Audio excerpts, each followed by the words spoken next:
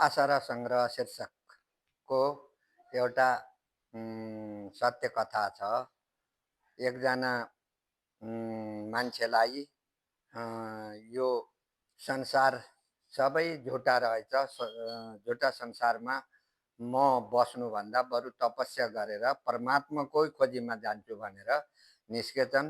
परमात्माको खोजीमा जान्छु भनेर निस्केर जङ्गलमा एकान्त जङ्गलमा गएर बसेका रहेछन्। समाधि कसेर आँखा चिम्लेर ध्यान गरेर बसिराखेको र ध्यान गरेका रहेछन्। त्यही समयमा एकजना मान्छेले सम्झेछन् तिनी साह्रै टाढा मान्छे थिए। मैले गीता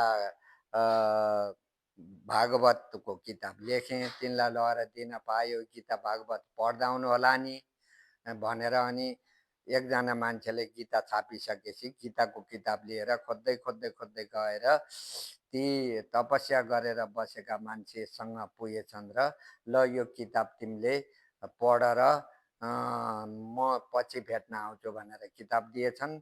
उनी ध्यानमा बसेका किताब राखे, ध्यानमै बसे। किताब पछि लगेर आफू बसेको एउटा कुटीमा लगेर आनन्दसित राखे त्यो किताबलाई। उनी ध्यानमै बसिराखेका थिए। ध्यानमा बसेका धेरै समयपछि उनलाई विचार आयो त्यो किताब के भयो होला भनेर किताब हेरे। किताब हेर्दाखेरिमा मुसाले किताब काटेको रहेछ।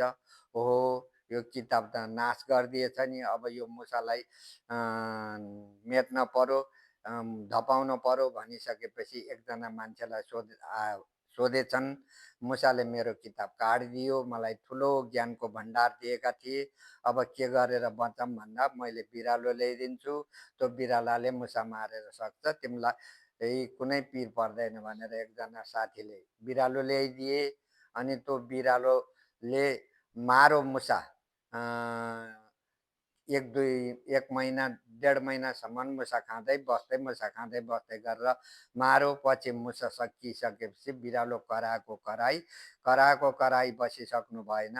अनि फेरि एकजना मान्छेलाई बोलायो, बिरालोलाई मैले पालिहालेँ, अब मुसा सकिए यसलाई के खुवाएर बाँच्ने भनेपछि मैले एउटा गाई ल्याइदिन्छु, त्यो गाई दुहेर दुध बिरालालाई पनि हुन्छ, हजुरलाई नि खाना हुन्छ, यत्रो घाँस रहेछ चारैतिर, घाँसमा चरेर गाई बाँच्छ भनेपछि हुन्छ भनेर सजिलरी कुरो मिलाए।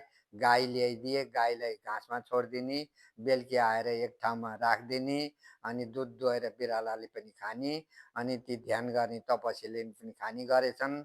घाँस जति मेटिसकेपछिबाट अनि गाईलाई फेरि घाँस पानीको व्यवस्था गर्न कुँडो खुवाउन पर्यो। गाई कराउन लायो, कराउन लाइसकेपछि फेरि एकजना मान्छे बोलाएर के गर्ने त भन्दाखेरिमा एउटी महिला पठाइदिन्छु, तिनले घाँस काट्छिन्, कुँडो खुवाउँछिन् भनेर सल्लाह दिए। त्यही सल्लाह बमोजिम हुन्छ भनेर अनि एउटी महिलालाई पठाइदिए। महिला जवान भर्खरकी चढ्दो बढ्दो उमेरकी थिइन्। तिनले घाँस काटिन्, गाईलाई कुँडो फाँडो सबै गरिन्, दुध दुहिन्। अनि रातको समयमा आकर्षित स्त्री र पुरुषको आकर्षण प्राकृतिक नियम भएको हुनाले दुवैमा आकर्षित भएर बच्चा जन्मे।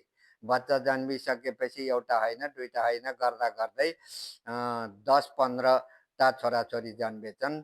ती छोराछोरीलाई हुर्काएर ओरेर गाउँै खडा भएछ। पछि तिनै गीताको किताब दिने मान्छे कहाँ गयो होला भनेर खोज्दै जाँदाखेरिमा त गीताको किताब के भयो, कसो ज्ञान पढ्यो भन्दा तिमीले दिएको गीताको किताबले त यहाँ त गाउँै बनायो के अरे नि, आशा र सङ्ग्रह यस्तो हुँदो रहेछ भनेर आफूले गरेका सम्पूर्ण कहानीहरू बताएछन्।